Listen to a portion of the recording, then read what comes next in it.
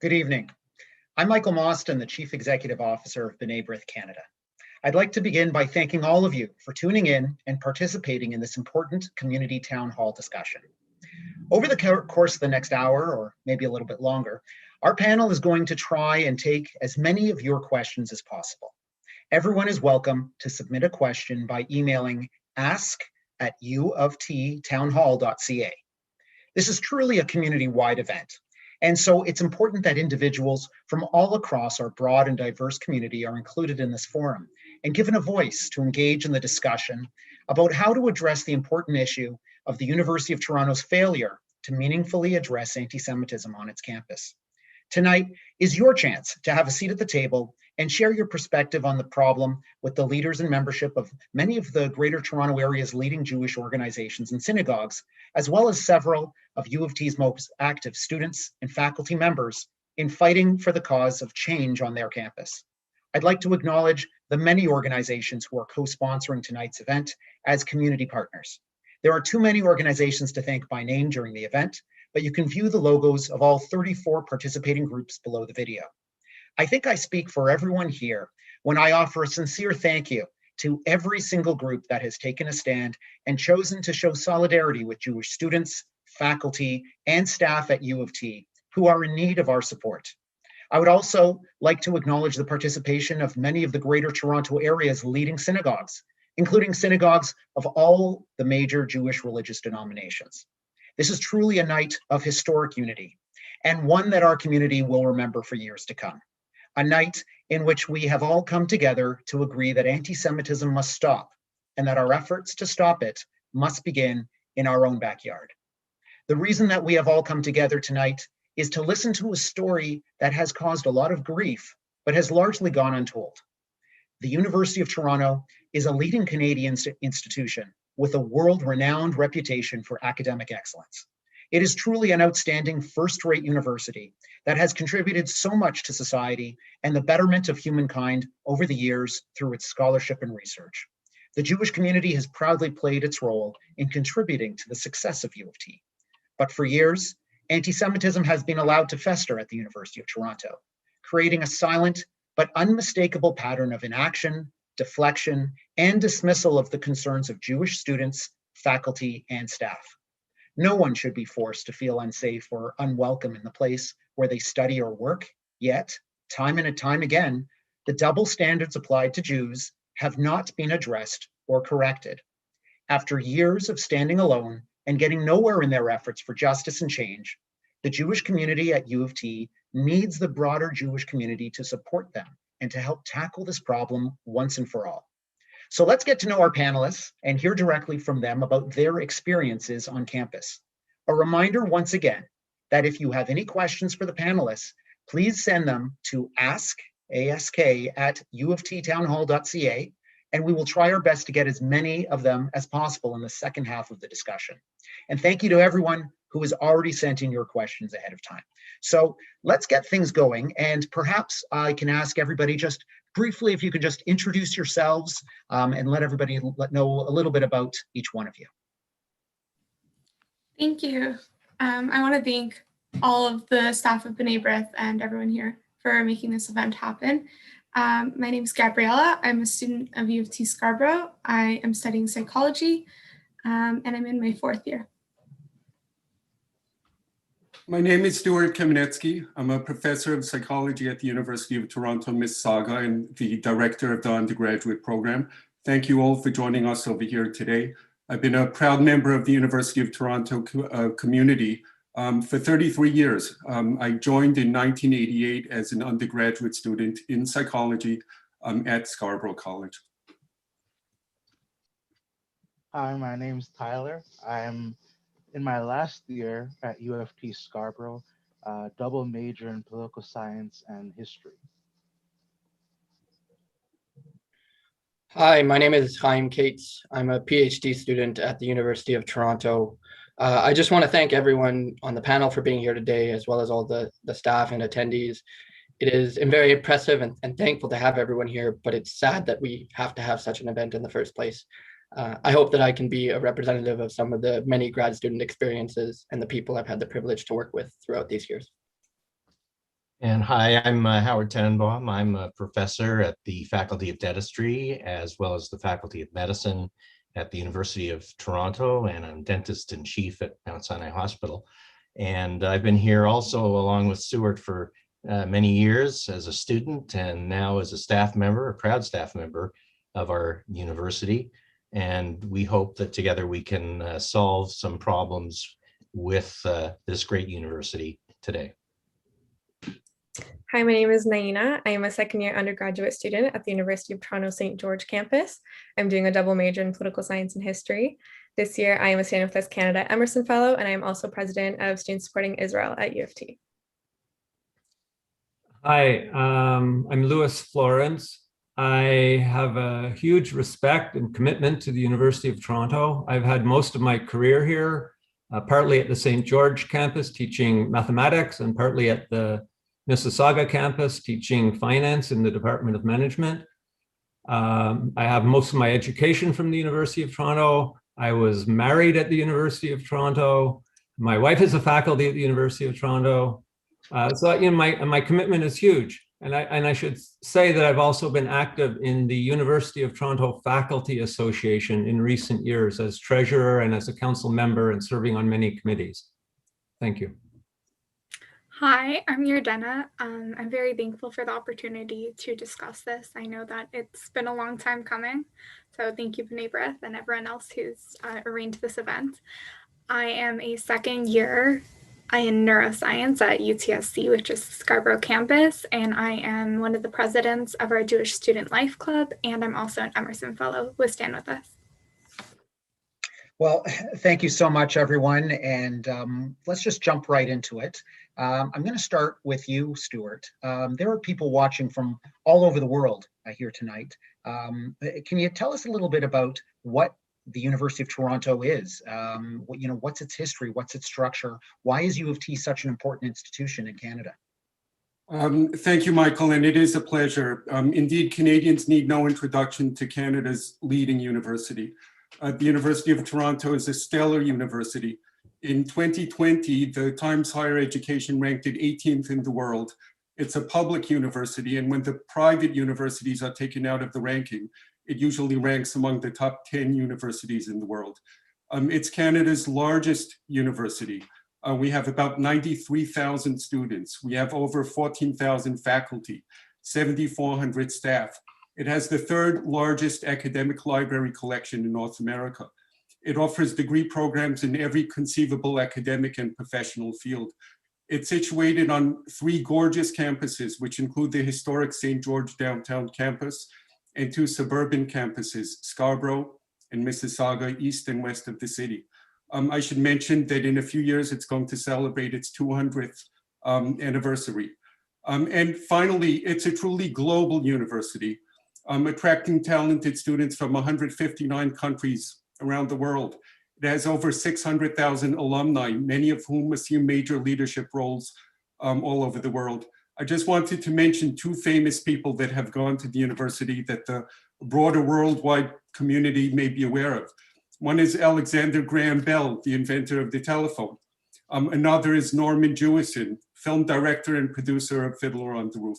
So it's it's a wonderful, wonderful, stellar university that, again, as you heard, we're all proud to be part of. Yeah, thanks, Stuart.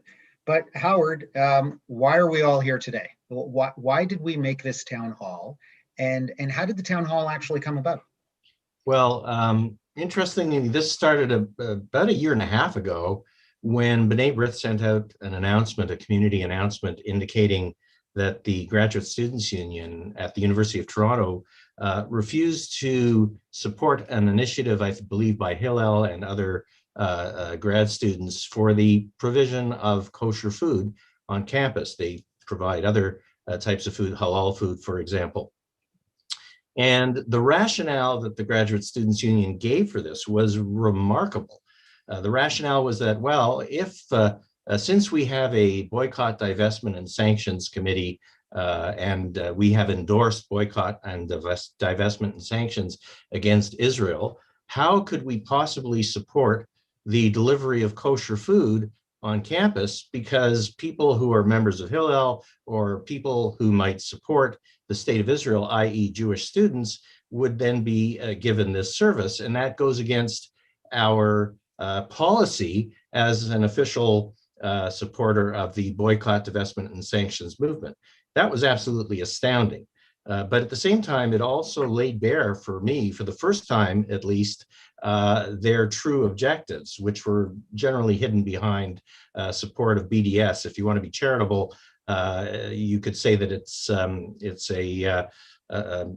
organization that seeks peace, but in fact, it's an organization that seeks the destruction of Israel, and it's quite anti-Semitic at its base.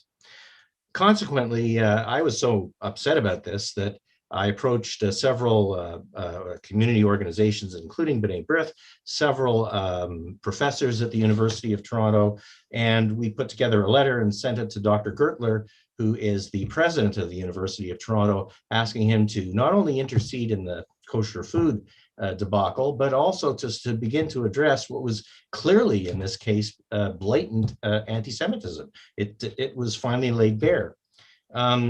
We were not responded to for over 6 months after having sent in a letter, I believe signed by about 30 or 40 professors at the university. And so we asked for a meeting with Dr. Gertler. We had a meeting, provided him with a report that clearly outlined the fact that the university has the mechanisms to control anti-Semitism. And we asked for a response to that report. We never got a response, at least a timely response. They set up an ad hoc, not ad hoc, they set up a committee to study anti-Semitism on campus. I don't think one needs to study it on campus. And here we are, a year and a half later with very little progress. And so we felt it's time that we have to take even more aggressive action to help our university, about which we're very proud, but which seems to have difficulty in managing and dealing with anti-Semitism. Yeah, and we have some students here with us this evening that have their own personal experiences with anti-Semitism on campus. And maybe Tyler, let's start with you. Can you maybe explain a little bit about what campus you're on, and if you have any experiences of anti-Semitism on campus? So with Scarborough, it's a very small campus in terms of Jewish population. So it can be very isolating when anti-Semitism does happen. And I could write a whole book about how many incidences have happened, but I'll share two. The first one was during Tu B'Shvat. We had put up posters about an event that we were trying to promote, and the Students in Justice in Palestine decided to put up posters saying that this event supports Israeli colonialism with regards to environmental policy, a whole lot of nonsense. And we decided to go to the student union to say, this is wrong, we need action, we need you to do something. And so they said that they would hold a meeting with that group. Jewish Student Life at Scarborough, we were never invited to this meeting. And until this day, this happened years ago, I have no idea if this meeting even took place. Right. They claim they did, I don't know. And so when I messaged back and asked what happened, they said it was dealt with, and that was it. And sorry, Tyler, just for those that might not be aware what Tu B'Shvat is, this is a Jewish holiday. It's a Jewish right? holiday. This has nothing to do with the Israeli-Palestine conflict, right? It has nothing to do with the Israeli-Palestinian conflict. It was a Jewish holiday. It may have had Israel in the title of the poster, but it was a Jewish holiday. And they decided to put a poster saying that this was supporting Israeli apartheid. Mm-hmm. And anything else on campus that might have? Second incident was I was told by a person I knew, he graduated, that during the official boycott, sanction, divest motion that they were trying to pass at Scarborough, he had decided to wear his kippah, I guess, to show he wasn't scared. And he was in a Tim Hortons line within the campus, and someone was behind him and said, "You dirty Jew." And he turned around and he said, who do you think you're talking to? And he said, you are a dirty Jew, threw nickels on the floor and said, "Pick it up, Jew." And I don't know what else to say after that. Yeah. But that was the level of anti-Semitism I saw and I heard during my time there. Well, I don't think there's a lot you can say after hearing something like that. Yardena, do you have any other personal experiences with anti-Semitism on campus? Yeah, I think that on Scarborough campus, pretty much any Jewish student who goes there has an experience like this. I made some friends in my first year that had never met Jews before, and one of them asked, like, "Where are your horns?" I knew it came from ignorance, but it felt so uncomfortable and unwelcoming to hear such a classic anti-Semitic trope straight to my face. I've also had people say jokes about, like, Jews chasing after money in front of me, knowing that I'm Jewish. I think that a lot of it goes unnoticed because people don't want to speak up about it, but it definitely occurs. Wow. Well, I think a lot of people might be shocked to hear that, things that we all probably recognize as traditional, anti-Semitic, myths and tropes are present in today's time. It's 2021. But does politics also play a role in creating a hostile environment for Jews on campus? Naina, maybe you can share your experiences on that. Absolutely. Politics play a huge role in creating a hostile environment on campus. I'll share a story. Earlier this school year, the U of T Undergraduate Student Union organized a virtual clubs fair for all recognized student groups to attend. I submitted an application for students supporting Israel at U of T, as we are a recognized student group, to attend the clubs fair. Our application was accepted. We were listed on the official bulletin, which was released by the student union. But shortly after the bulletin was released, a handful of very large and influential student groups organized a boycott of the clubs fair because of our attendance. And they said that they were organizing this because a Zionist propaganda club was in attendance. Within hours, I received an email from an executive member of the student union telling me we weren't allowed to be part of the clubs fair, and she was citing clerical reasons. These reasons were that we didn't have the proper recognition we needed to participate in the clubs fair. I found this really hard to believe, considering we were accepted in the first place and we were listed on the official bulletin in the first place. But regardless, I applied for UTSU, which is University of Toronto Student Union recognition. I have yet to receive a response on our application process. This was a few months ago that I placed this. The clubs fair already happened and SSI was not allowed to be part of it. So I think that is a very telling example of how politics display a very important role in this, in creating a hostile environment. Yeah, absolutely. And we hear a lot of confusion out there sometimes. People don't understand how criticism of Israel or anti-Zionism can lead straight into anti-Semitism, but we're starting to hear this through a political process on campus. Gabriella, do you have any experiences on this front? Unfortunately, I have many experiences on this front. We have a few different levels of this happening, and I think the most pertinent example is with the recent motions that have been passed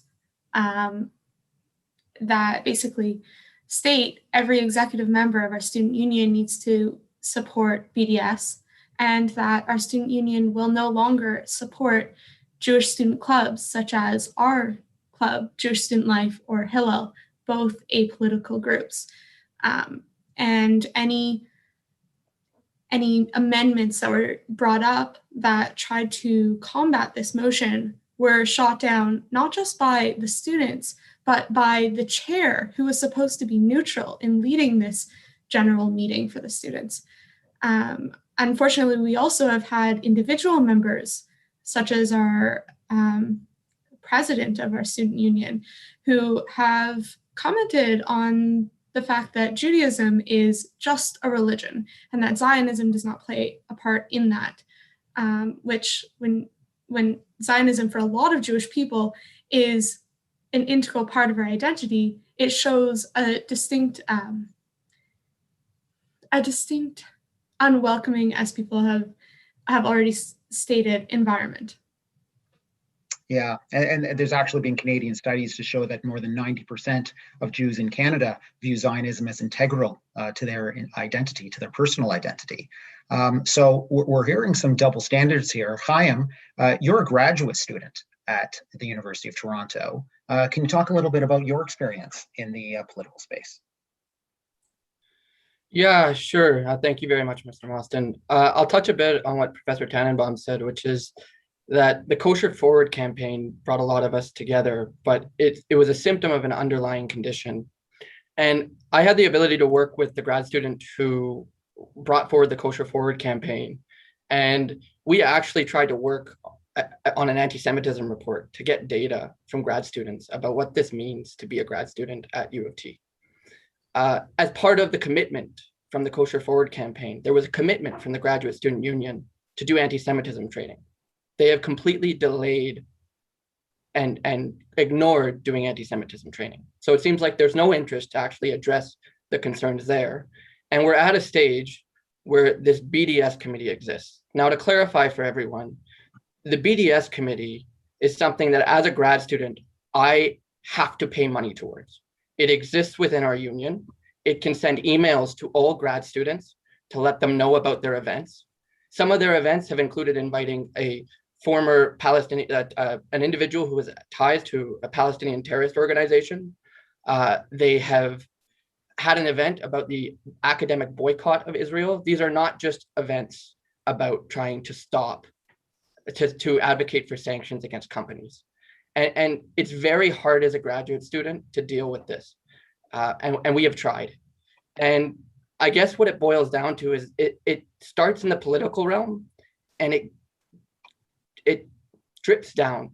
And to the degree where I heard a graduate student once say that there is a litmus test, and every group you go into, you have to try and demonstrate that you're the good type of Jew, that, you know, are on the right side of the Israeli conflict. And it is very sad. And I don't really have an answer for that as a graduate student.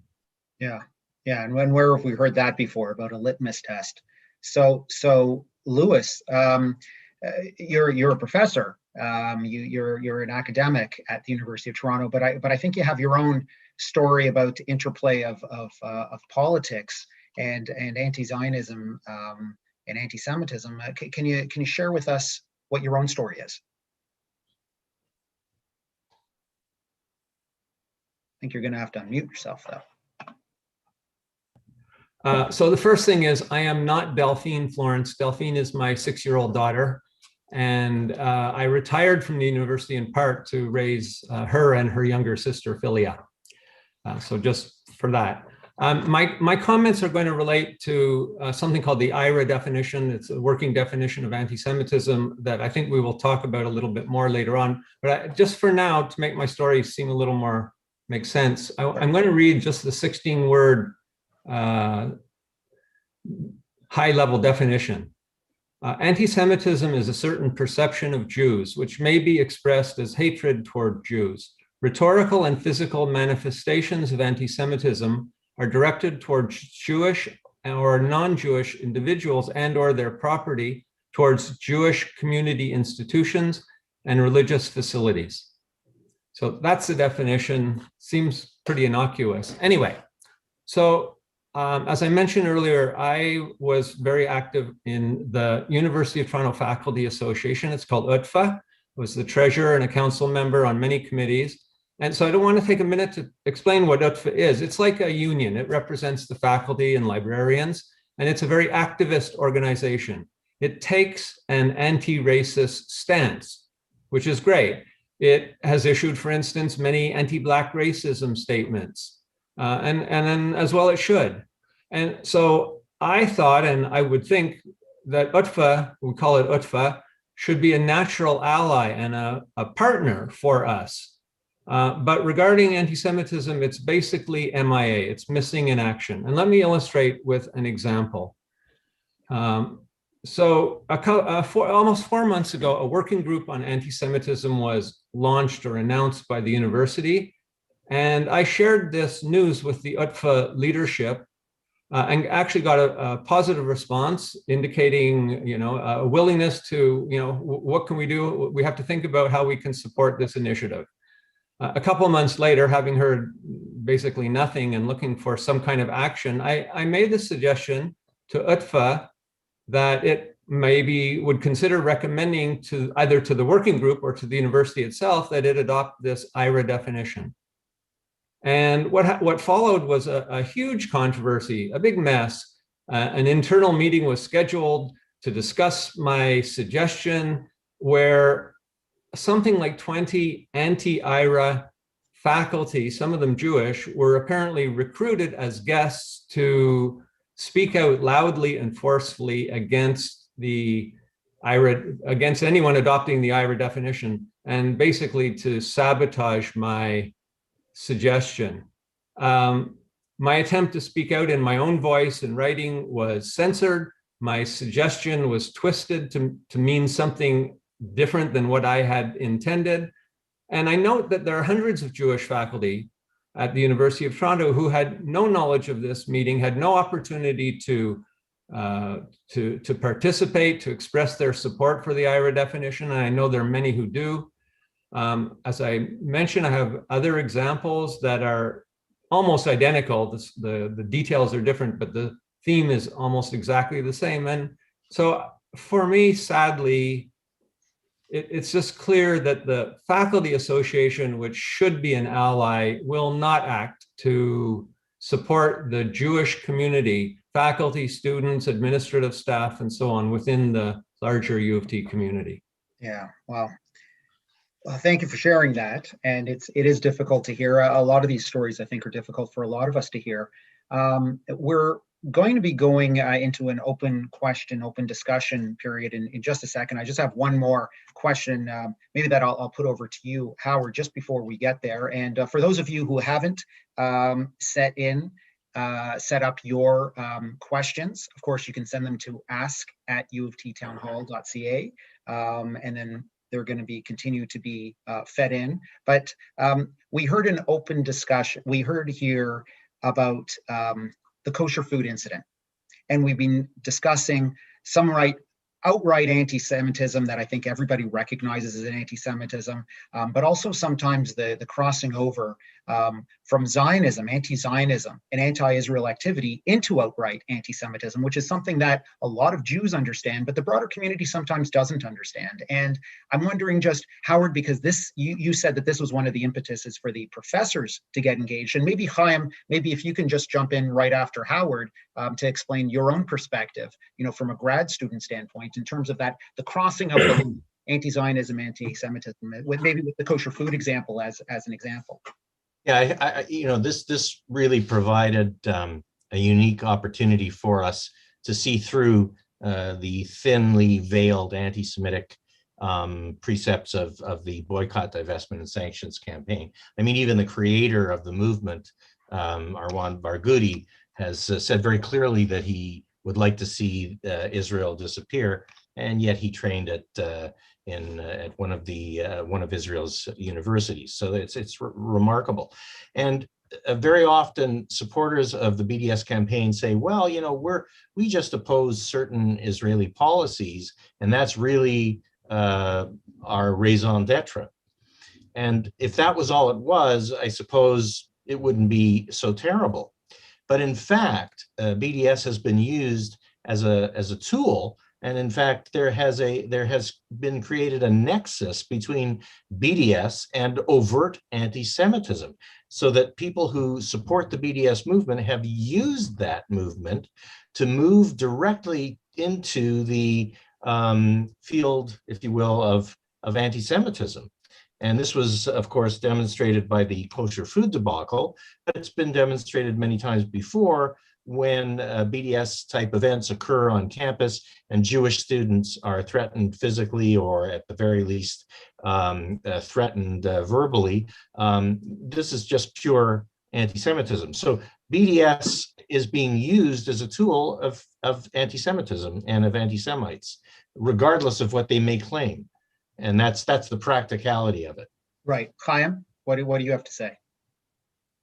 I mean, I guess I can just add that it really boils down to the fact that this creates that atmosphere. So the Kosher Forward campaign makes it seem okay to not allow Jews to get kosher food because you're partnering with someone who supports Israel. It makes it seem okay for Jews to not feel comfortable speaking in their own union, which is supposed to represent them, right? I mentioned the anti-Semitism report. We surveyed at least 30 graduate students, and over 75% of them either don't feel comfortable or haven't attended a meeting because they can't speak out and they can't speak for themselves. 93% of them are bothered by the union's support of BDS, right? It just creates a toxic environment in which the lines are blurred and there is no disconnect between what it means to be a Jew and what it means to be pro-Israel. And it's tough for any Jew, because at the end of the day, as a grad student, I did not go to grad school to get involved in this conversation. I went to grad school to get a PhD. Yeah. I see nodding heads. Hopefully, I think a lot of you are going there to get your degrees. Howard has his hand up. He's very polite. I'm going to go to you, but just super quickly, because we're going to start moving on to some of the questions. I just to support what Chaim said, I have direct relationship with an individual graduate student who who was a member of GSU and found that he was cowed virtually at every meeting. He was afraid to speak up and just sat there silently. So this is something that we see across the board. Okay, and I see you have your hand up, Gabriella, too. So to be fair, we're going to let you speak very, very quickly, and then we're going to start jumping into the questions.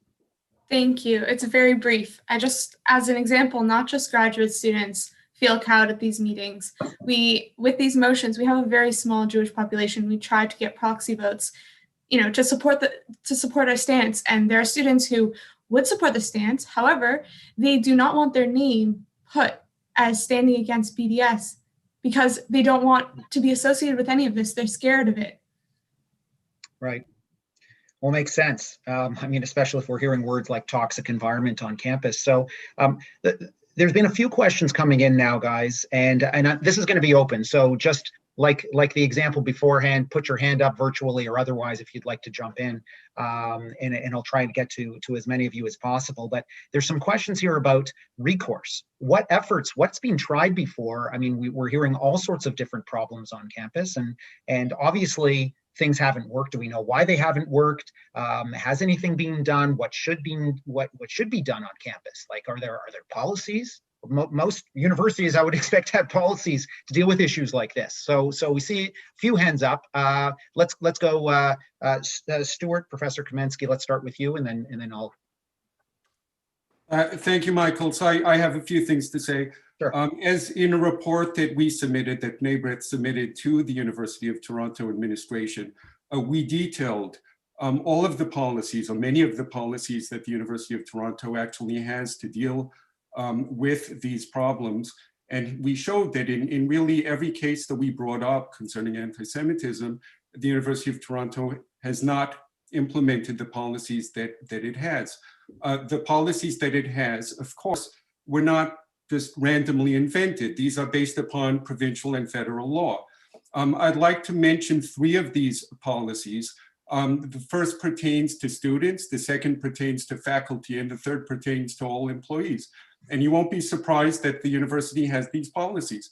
So we have a Code of Student Conduct, and it was approved by Governing Council in December 2019. So it's up to date. It was approved right after the kosher food problem. And just let me read to you very briefly from it.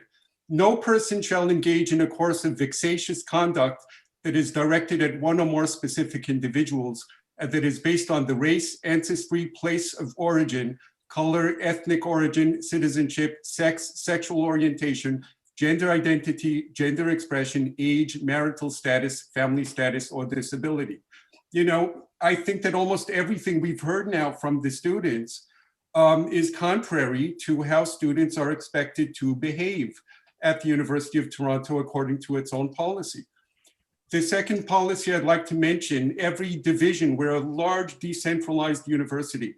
Every division provides a handbook for its instructors So from the Faculty of Arts and Science on the St. George campus, which is probably the largest, if not one of the largest divisions at the university, there's a policy concerning teaching culture, where instructors are responsible for the, and I'm quoting, establishment of an environment conducive to learning, one where ideas can be exchanged freely and easily. Now, if you have an instructor promoting BDS repeatedly in the course, it's not in a classroom environment that's really free for this type of exchange of information. And finally, of course, in terms of staff and all employees, the University of Toronto has a policy with respect to workplace harassment, which was amended April 2nd, 2020. So the University of Toronto is up to date on all of its policies, and it has everything it needs in order to implement these. Just finally, as director of a very large program for many, many years, I've had to deal with these, not frequently, because again, UFT is a very good place. Very infrequently, we had a problem with a student or a staff or a faculty member saying something. And to tell you the truth, it really wasn't a big problem. Bringing up one of these policies, having a conversation with the person that this, that was affected, and move forward. So it's hard for me to understand why these cannot be implemented on a very regular basis throughout the entire university. Right, thank you. Let's hear from a student. Tyler, you've been waiting patiently. What do you have to say about this? Well, I'm a blunt person, and I'll say it frankly. Every single thing that has been done or tried to be done to stop anti-Semitism, at least on Scarborough, has failed. And that is the honest truth. I can go into several stories of where not just the student union, because I think during this discussion, we're more focused on the student unions across each campus, but it's also the administration. For one example, I remember when I was actually involved in Jewish student life at Scarborough, we held a Jewish Education Week to combat Israeli Apartheid Week. So we talked about all things Jewish, and we invited members of the administration at Scarborough. You would expect an email, nothing, no response, no answer. A couple of months later, they put up, the student union put up the infamous Free Palestine poster that every Scarborough student knows about. And I saw the former dean, well, he resigned, he signed his name on it. We invited him to this event. He never answered. So when you apply pressure on certain members of the administration, they just ignore it. When you apply pressure to the student union at Scarborough, they ignore it. And back when I was involved full-time with this, all we got really were statements of condemning this action here or there when it came to anti-Semitic incidences at Scarborough, and that is it. Right, well, that's frustrating. Yardena, what do you have to say? Yeah, I just want to add to Tyler's discussion of Scarborough campus. Yeah. Currently, I'm very involved with discussions with the student government and communications with Hillel, who has talked to administration for us. And we email a lot, have months in between getting replies.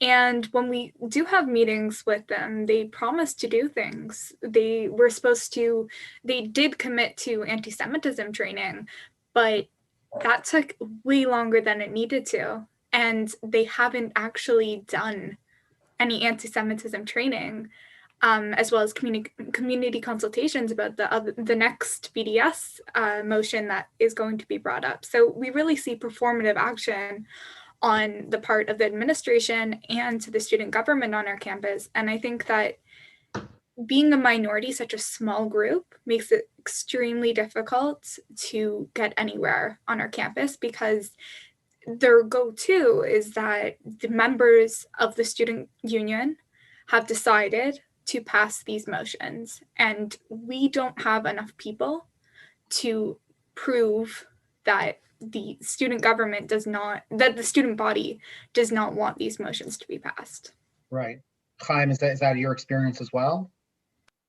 Yeah, I'll just try to touch very briefly. I mean, we have really tried everything that I can think of. I've had the privilege to work with amazing graduate students who have worked tirelessly to bring this issue to the union, to other students, even to the administration. So there has been at least 4 appeals to the board that's supposed to deal with this within the union. They've never ruled on the anti-discrimination issue. There have been people who have spoken out at these meetings who have been ignored. We have tried to have the anti-Semitism report heard and to try and implement anti-Semitism training, and it has been tried to be blocked even at one point in terms of the concerns over one of an executive who was acting in an anti-Semitic way. And it's just tiring. And we're talking about the Kosher Forward campaign, but my original appeal, which was the CRCSS appeal, which you might have heard of, to the admin, was sent in December of 2018, which was almost a year before the Kosher Forward campaign even existed. If the university had wanted to deal with this, they could have potentially even avoided the entire Kosher Forward campaign to begin with. And Jewish students just, we're tired.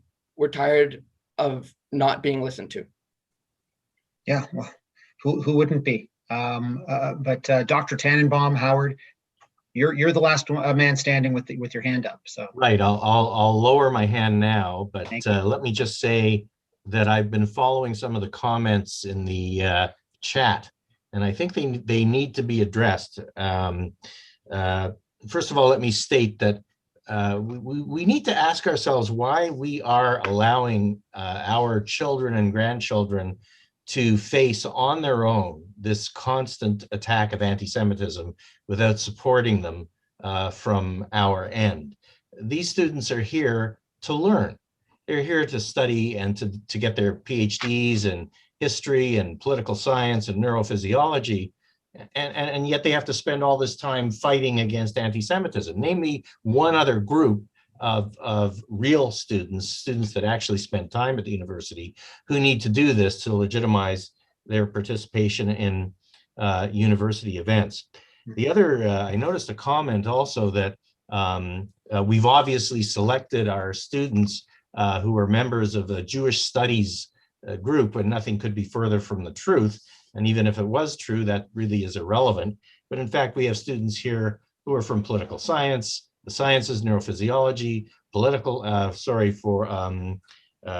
history, and so on. These are not students who are just involved or solely involved in Israeli studies. So whoever made that comment, it's completely incorrect. It's a complete canard. And then finally, I noticed a comment which really I found very upsetting, to be honest with you, and that's saying, well, you're just representing your own interests. Might I respond to that and say, you're absolutely right. We are representing our own interests. Who else will represent our own interests? It's turned out for the past 50 years, at least, that nobody else has. So we have to represent our own interests. And I don't see that as a negative. I see that as a very positive fact. Absolutely. Everybody needs to stand up for their own interests, or else who is going to stand up for your own interest? Gabriella. Yeah, I just wanted to sort of jump onto Professor Tannenbaum's points over there. I'm a BSc student. I have never taken a Jewish studies course. I came to Scarborough campus because we have a co-op program. It's a very intense program. If you want to finish it in 4 years, you need to be taking 6 courses per semester. You need to, be working in the summers. It doesn't leave you a lot of time. In addition, applications, U of T has many, many, many students who want to go on to further education. And when you're applying, you need to have other things that you're a part of. And so when we constantly are struggling to combat these motions and this discrimination, especially when the other side, the executives are taking a reduced course load, are paid for their positions in our student union, it's just not level playing field. There's no way that we can compete with that. They're not real students. Yeah. Now, what do you have to say? I want to add on to that. I want to share another example. Last year, it's been touched on earlier, but Israel Apartheid Week. It's an infamous week that happens at U of T. It was started at U of T and it happens annually. It's a week where Israel is completely demonized and delegitimized for crimes that do not happen within Israel. And Jewish students feel extremely unsafe during this week on campus. I'm a member of Victoria College, and I noticed last year that certain events that were happening during Apartheid Week, Israel Apartheid Week, were going to be taking place within buildings that I normally spend my time in. I felt extremely unsafe about that, not because I'm a Jewish studies student, but because I am a student. My fees go towards this university, and I'm a very active member of this university and this college. I emailed the president of Victoria College alongside a letter from a city councillor and a member of provincial parliament saying, please move these events out of this college because I do not feel safe. And I know other students do not feel safe with events of terrorists and people who are aligned with different terrorist organizations coming and speaking on my university campus. I was completely ignored. COVID and everything that shut down the university ended up doing it for me, but I was ignored. I would like to know if any other students from any other minority groups or with any other concerns of safety were ignored the same way I was. And I know other students here have been ignored the same way. Yeah, well, that's a powerful point. So I think we're going to keep going here because everybody's really just jumping in. But just in case anybody is just tuning in or tuning in a little bit late, my name is Michael Mostyn, Chief Executive Officer of B'nai B'rith Canada. We're here with faculty and students from the University of Toronto who are sharing their experiences with anti-Semitism on campus. We're very thankful to the 33 other organizations that are partnering with us here tonight. And we're very fortunate that everybody is sharing, really honestly, and I think for the first time, many of you, these experiences at the University of Toronto. So let's go next to Tyler. Adding on to that YouTube comment, I think it's really hilarious that they think that we're here basically, to my knowledge, we're just saying this because for the sake of things. We're not. And for example, for me, I stopped being involved in Jewish student life at Scarborough because of the stress and the worry and the anxiety of this entire situation involving anti-Semitism. How do you explain to someone when you're walking to class one day and you're wearing your kippah and Israeli Apartheid Week is happening? You walk by and one of them says, "Oh, do you want to sign this thing?" And I try to go back and they stop me. They step in my way and they say, "Why? Because you're a Zionist?"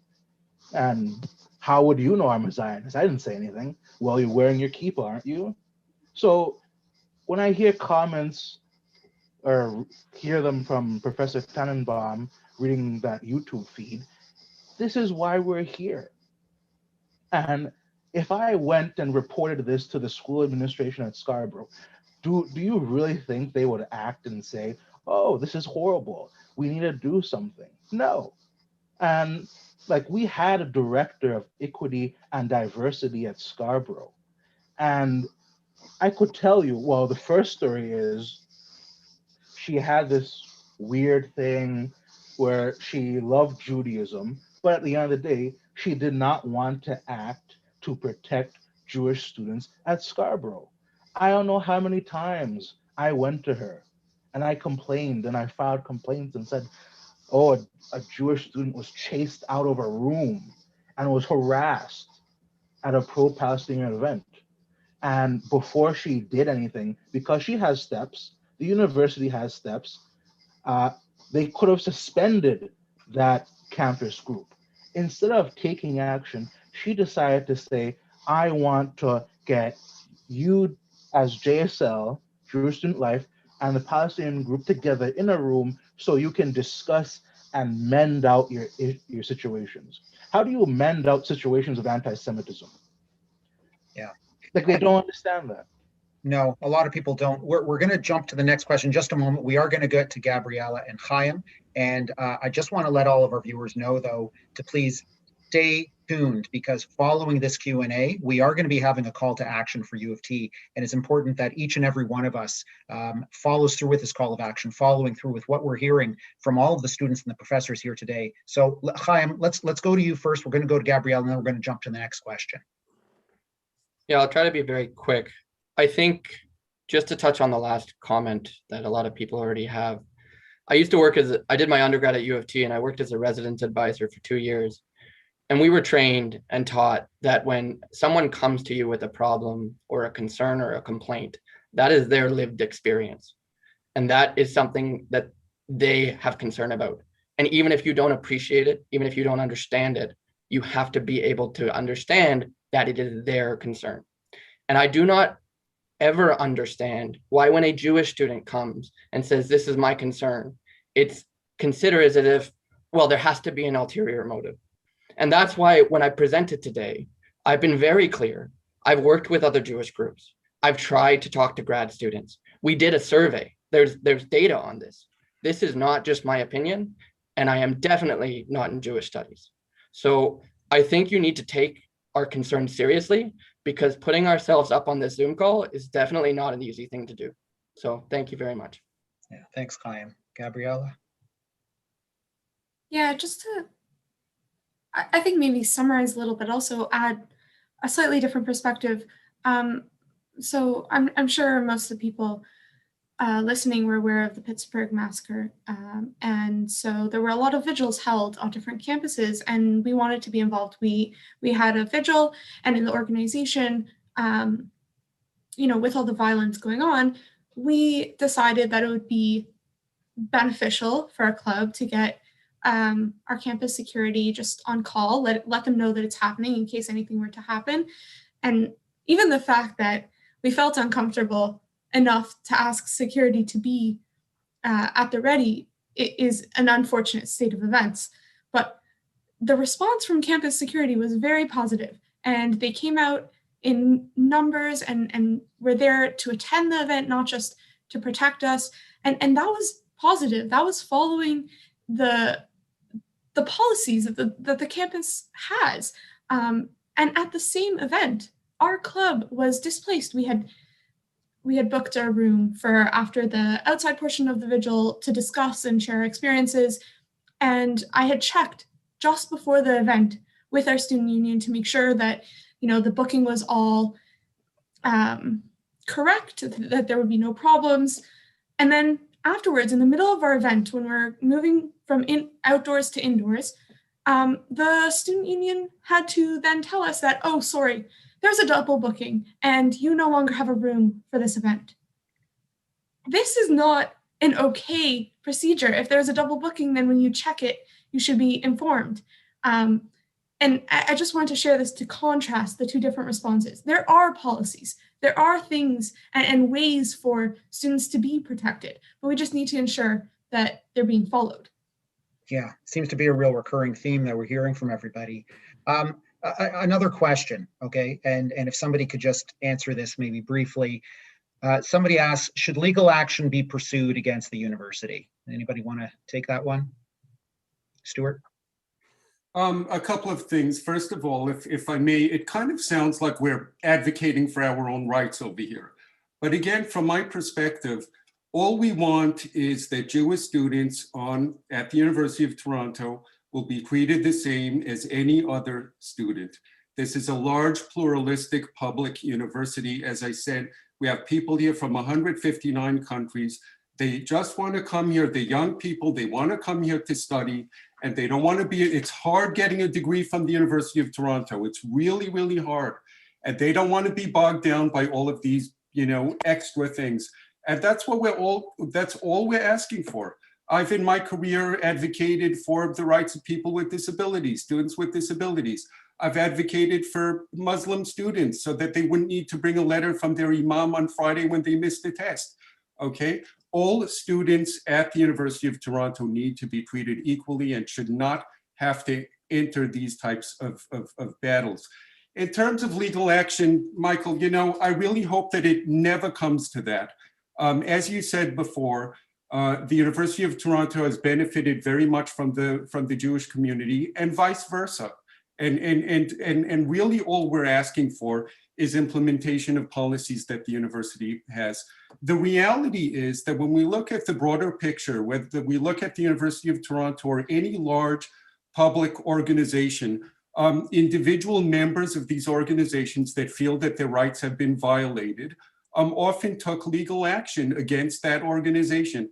And that certainly has been the case with the University of Toronto, where there was people with disabilities that felt that they were not accommodated and so on. They filed an Ontario human rights complaint, and these things have happened. I hope that it doesn't come to that, but any individual has the right, of course, to do that as they see fit.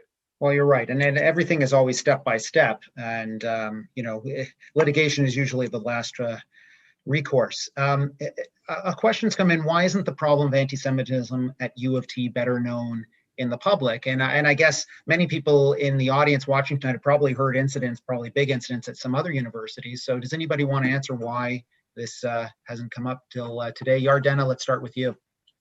Yeah, I think that at other universities such as York, you have large violent events that are clearly shared in the public. And I think that definitely is important.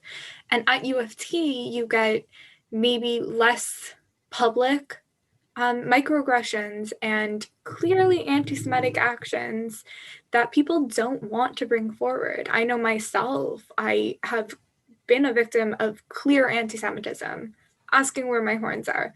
Did I go and report it? No, because that's not what I feel comfortable doing on my campus.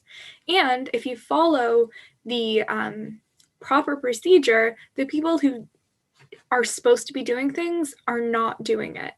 So I think there's just no action at U of T, so people don't feel like they should be reporting incidents. Right. Tyler, what do you have to say about that? I think it's easy for us to ignore U of T because everyone knows U of T as this great university and the diversity of the school and all the stuff it has done is on the top 10 list of this and that. But we replace that when we look at just York. And if I, sitting down here, was looking at all of the U of T campuses, I would say Scarborough is the least marginalized and ignored. And that's what happens. It allows anti-Semitism to get worse. And when we're not focusing on U of T, the smaller sub-campuses like Scarborough and Mississauga, they go ignored. And you see the student unions just doing whatever they want to do because one, there's a small Jewish population at both campuses, and the media, especially our university media, they don't all that much care when it comes to this issue. Okay. And yeah, no, thank you for that, Tyler. Dr. Tannenbaum, do you have something brief to add here? Yeah, I think York University has taken a major hit because the anti-Semitic events that have occurred there seem to be associated with a lot more pyrotechnics than has happened at the University of Toronto. But on the other hand, I think I have to commend York University for taking it very seriously and going and investigating anti-Semitic events using, I forget the name of the justice who Justice Cromwell, who wrote an absolutely excellent report on what needs to be done. And we have not seen that here. Having said this, though, and to reiterate what we have mentioned previously, the university already has the tools to fight anti-Semitism, just as they have the tools to fight any other form of racism. They do not need further investigation and study. Right. We'll go quickly to you, Gabrielle, and then we're going to move on to the next question, okay? Yeah, for sure. I think also there's an aspect of this simply in numbers. At York University, you have many, many Jewish groups on campus. And so when you have a situation, when you have violence on campus, the social media response, which I think is another factor, blows up because there's so many different groups that are echoing, and the network is very wide. At least on Scarborough campus, it's just JSL. Like, Jordanna's a part of Emerson Fellows, I'm a part of Hillsborough Fellows, and Hillel has gotten involved. That's just 3 groups that are hearing about it, and there's only so far that we can reach, and that's why I think something like this is so great and important and needed, because with a town hall, you are able to communicate with a very wide network, a very wide group of people, and so then people can find out. Okay, so your hand's up late, Dr. Kamensky, but I'm going to let you answer the question, but only if you merge it into this next question, which has come in, which is, do you really feel uncomfortable on campus as a Jew? And maybe we can have a student answer this also afterwards. And if so, why do you still speak so highly of the institution? But you can blend that back with why this isn't the problem of anti-Semitism of U of T better known in the public.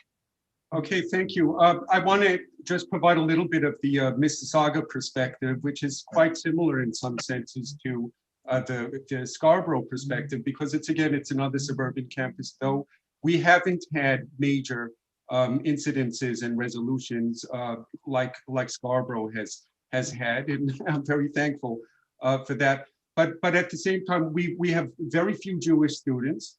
And we've had years during which there were no Jewish student clubs, but it didn't. But a couple of things that we've seen were, for example, a Jewish student that wanted to write an article about BDS in the student newspaper was not allowed. Why wasn't he or she allowed? Because the student newspaper management, editors, and so on would not let that person write it. When I approached the administration at UTM about that, they were very nice. I have very wonderful, close colleagues, and they were really, really very caring. They had no idea what was going on. When I talked to them about anti-Semitism and about how terrible it is and how marginalized a group we are, they had no idea, because they keep on hearing about all kinds of other groups, rightfully so, but they never heard about Jewish groups and what we face. To your question about would I feel comfortable, I don't face anti-Semitism at UTM, but I don't walk around with the kippah. I don't walk around with the Star of David. I don't walk around with the shirt, I love Israel. I don't see anyone at UTM ever walking around with any garment or any symbol expressing that they're Jewish or that they have any connection to Israel. And that's enough of a reason for me to not walk around like that either. Again, we have students from 159 countries. We see I love Brazil. We see I love Guatemala. I love China. But I love Israel. You will never, ever see. And that's kind of a message to Jewish students. Hide who you are. Never say who you are, because it might affect you in some sort of negative way. Right. Tyler, your experiences sound a little bit different. Well, I don't have a positive experience with U of T anymore. I can blatantly say that I have the utmost disdain for the university and the administration, because they've just failed to make me feel safe. I go as a student, I pay tuition, and I should feel safe to walk around my campus with a kippah on without being stopped and being harassed or talked about some nonsense about how Ashkenazi Jews are not true Jews and all of that baloney. And I don't wear a kippah anymore when I before COVID at Scarborough. I didn't anymore. I stopped because I was just simply exhausted and tired of it. I was exhausted going to the administration. I was exhausted going to the student union. I was exhausted of messaging Hillel. Like, what? There was simply nothing to do. So I gave up. And my experience as I leave U of T, I can blatantly say I would not want to come back if I wanted to do a graduate degree. I would not recommend it to Jewish students that I know, because it's ridiculous. It is simply ridiculous, the behavior of how anti-Semitism has ingrained itself into this university, into this institution and the administration, and even student politics. So no. Well, I'm sure a lot of people watching are very sad that you've come to that opinion. Gabriella, what are your thoughts? I think my thoughts are a little bit different. Yes, I'm exhausted. Yes, this is, it's been a long 4 years. But on the other hand, the courses, the professors, the amount of knowledge and the educational aspects that a school was built for, right? U of T is there to educate us. We want to learn from this institution, and there is so much to learn at this institution from these people who are brilliant in their own rights. And so I can speak highly of U of T because the education and the quality of education, the professors and the material is good. It's very good. The problem is, in my opinion, that it doesn't go that step to make the environment also conducive to learning.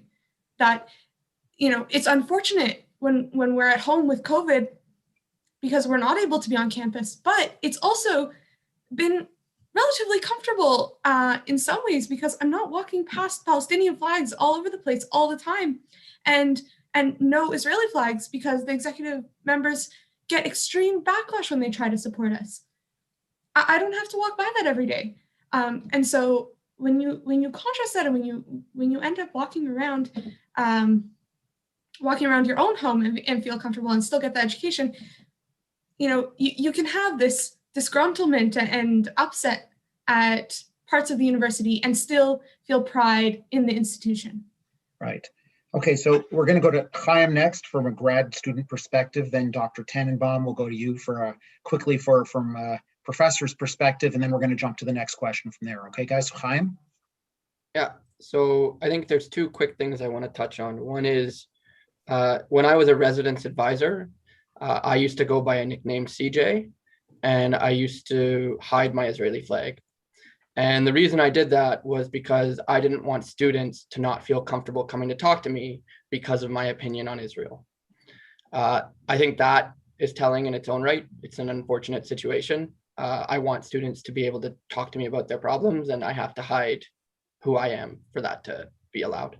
And I think the second thing that I want to touch on is I personally go to graduate student union meetings, and I am able to speak. It is very stressful, but I go and I do it. That being said, there are people who do not go. There are people who can't go. And my family members, I do have family members who require me to call them after the meetings to make sure I got home safe. So, I mean, when that's not something I feel personally, but they feel that. And that is a dangerous situation. Yeah. Dr. Tannenbaum? Well, several comments. First of all, the fact that we have students who leave the university with feelings and experiences, for example, as expressed by Tyler, are going to negatively affect our enrollment in the future. And as a professor here, we look forward to seeing students apply from all walks of life, from all areas of the world, and this is not helpful in terms of the quality of the students that we hope to graduate. I can also tell you that I'm also appointed to Tel Aviv University, and during the initial boycott, divestment, and sanctions acceptance by the Graduate Students Union, I decided that, in fact, why don't you boycott me? And even put a sign up on the door, because God forbid I didn't want them to betray their beliefs in BDS and consult me if they didn't want to. Unfortunately, because of the overall environment, other Jewish professors who loved what I did didn't want to do it because they were afraid to expose themselves. And then finally, I can tell you that even as a professor, I've experienced anti-Semitic behavior from other staff. I was once commenting about my difficulty with mathematics, which everyone knows about, and I had to look at a financial spreadsheet for our graduate program. And I spoke to one of our other profs that I was friendly with, I thought, and I said, "Whoa, boy, this is really very difficult for me." And she said, "Well, why? Why are you finding it difficult?" I said, "Well, I just have a lot of difficulty understanding, all these different columns and this money in, this money out." And she said, "But you're Jewish. You should understand everything about money." And at which point I kind of looked at her and said, "Thanks very much. See you around." So we experienced this type of behavior, which has nothing to do with Israel, although obviously Israel has now become yet another direction from which Jewish people can be criticized. But the anti-Semitism on campus doesn't seem to be taken as seriously as other racism is at this particular time. Right. Okay, so we're going to jump into the next question now, a little bit different, but a term we've been hearing a lot about before, the IHRA definition of anti-Semitism. So there's a question, does U of T need the IHRA definition of anti-Semitism? Maybe, one of the professors can take this and explain it. Maybe you can, so Dr. Florence, if you could explain it a little bit too, and does the U of T need the IHRA definition of anti-Semitism? Okay, so let me make a few comments about that. Sure. I think the first thing is that if the University of Toronto, as we've been discussing, would implement all the policies it already has, then there'd probably be no push by people like myself and others to get the university to implement it. Unfortunately, or to adopt it. Unfortunately, that's not the case. So I think at this stage, for the university to adopt the IHRA definition would be sending a wonderful signal. Would be sending a signal to say, we do care, we're going to take this step. It's an active step, it's a signal, and it's important. I want to say it's only one tool among many. It's just one more tool that could be at the disposal of the university when it's trying to sort out some situation or some case or some event to help it decide, was this problematic? Is this anti-Semitic? What does the definition say? Let's refer to that and let's try to understand what happened. And I want to say a couple of things about the definition. The first is it's non-binding. It's not, you're not going to go to jail because you broke some statement related to this IHRA definition. A second thing is that it states explicitly, and I'll read it, criticism of Israel similar to that leveled against any other country cannot be regarded as anti-Semitic. Okay, so you're free to criticize Israel. The problem we face, I think, as Jews from different institutions, the United Nations, from different politicians and so on, is, there is no shortage in this world of criticism of Israel. Like it's so over the top in so many situations. So, I don't think that's the major problem we're facing. And then there's a comment that I've heard people say, and it's, if you can't define it, you can't battle against it. So this is providing a definition. I think a lot of people work very hard. I was listening to a podcast yesterday, or an event with Irwin Cotler, former Canadian liberal justice minister, and now some kind of envoy, or he's our anti-Semitism envoy for Canada. Yeah. And I mean, he just spoke beautifully about how it came to be over a number of years, and there was so much input from so many people, and not just Jewish people, but all kinds of people and governments and so on. So, it wasn't intended to be something controversial. It was intended to be a guideline, a guidance, that kind of thing. It's innocuous. I think people on this call and people elsewhere, if they're not sure what that is, just go read about it. Basically, it's a simple statement that I read earlier, and a little bit of explanation, and then a series of examples to help clarify the intent. Yeah. So thanks so much. And there's a related question, and either yourself, Dr. Florence, or another professor can take this, and you've already answered part of it actually, but there's critics of IHRA who don't agree that it should be relevant to conversations such as these, because to them it's all about silencing criticism of Israel, and it has nothing to do fighting anti-Semitism, and that basically it's politics, and and they're saying that this is just protecting the state of Israel and treating it differently, I guess, in a better sense than other countries. And why is IHRA being mentioned in discussions about campus anti-Semitism? And maybe I'll just add, what's so controversial, about this? Because I think it's actually not controversial, but I would love to hear, somebody talk about the critics of IHRA. Maybe Howard would like to. First of all, do you know of any other ethnic group that has defined what is racist towards that ethnic group, that faces arguments that, in fact, no, you're wrong, that's not racist towards you? I've never heard of that. That's very unusual. In fact, it doesn't exist. The other issue is that the IHRA definition supposedly stops freedom of speech and academic freedom, and it does nothing of the sort. That's a real canard.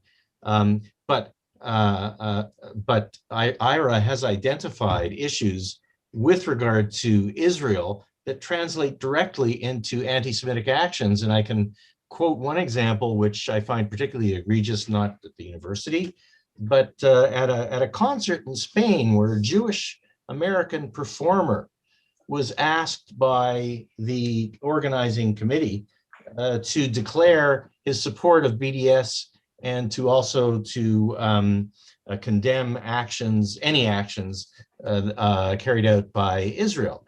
And he, an American Jewish singer who had no political affiliations, but refused to sign this. And guess what? He wasn't allowed to participate. This was direct elimination of a Jewish participant in a music event.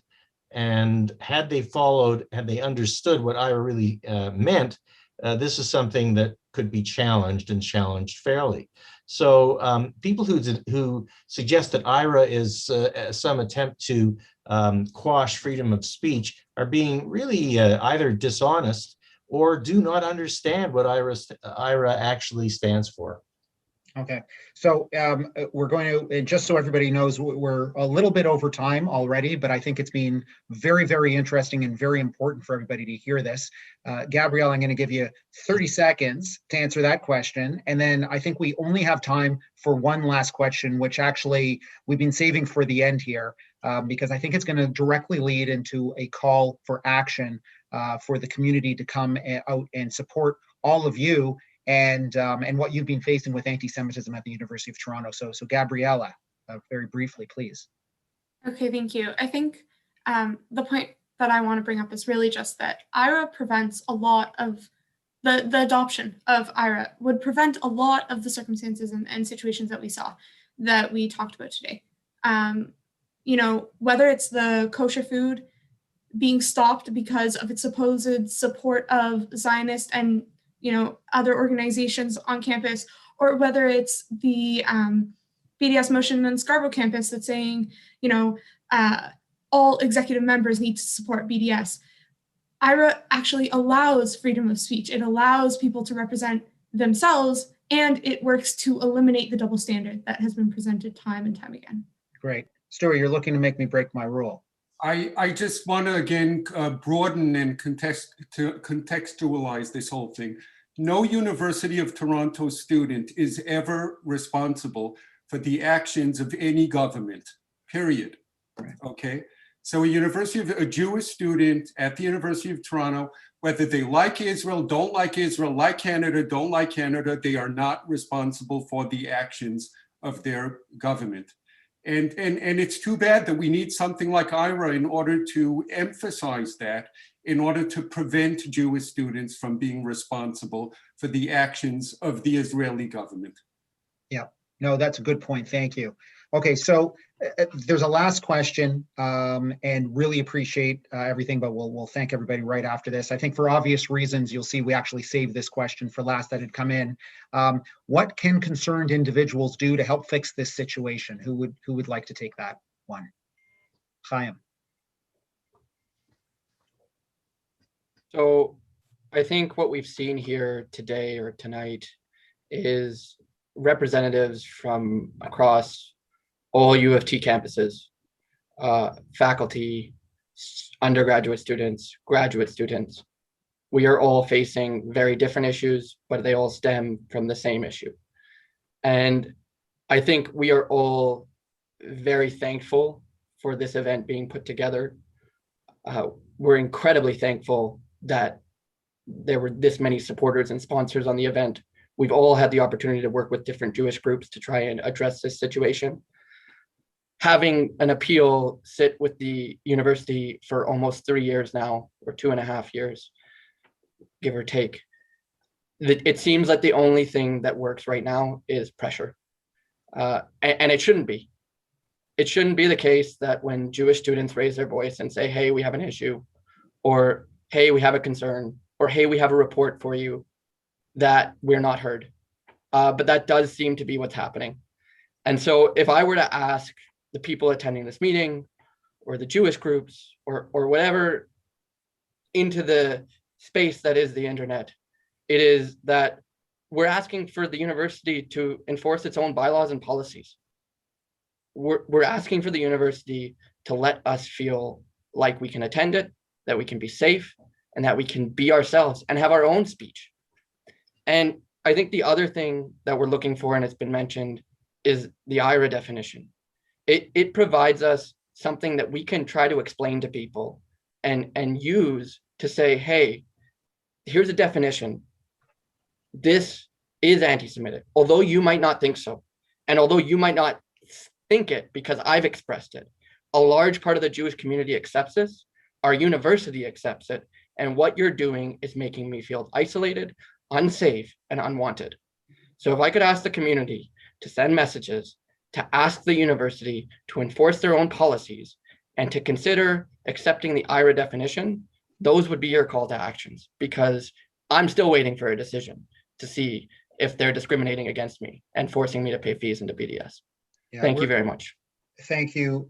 You know, you're all very, very brave for speaking out tonight, and we thank you for that. I'd like to again thank all of the community groups for supporting this, all of the student organizations, all of the synagogues across of the city, but most of all to thank all of the panelists, the students and the professors for sharing you know, what's very difficult for many of you to share. So in our discussions, we heard, as Chaim just said, that there are 2 things that our panelists feel need to be done immediately, and all of you at home can help. So first of all, the U of T needs to be told to enforce its own bylaws that are already on the books when it comes to discrimination against Jews, which by another term is anti-Semitism. And the second is adoption of the IHRA definition. So please contact the university, voice your support for these 2 actions. And you know, and by working together and by asking the university just to do the right thing, what it should be doing for every single identifiable group that is being targeted, just follow through. So it's up there on the screen now, the 2 calls from the professors and from the students that are panelists here today. And there is information here as well, contact information on how to contact and whom to contact at the University of Toronto. That's going to be flowing after this event is finished. And there also may be some emails coming up from many of the organizations that were also supporters of this event. So thank you to each and every one of you for tuning in and watching this very important issue. It's the first time we've spoken publicly about the University of Toronto and anti-Semitism at U of T, but this is not the end of the story. And together, if we all demand justice and equality under existing rules for everyone, then we can really make a difference. So thank you, and thank you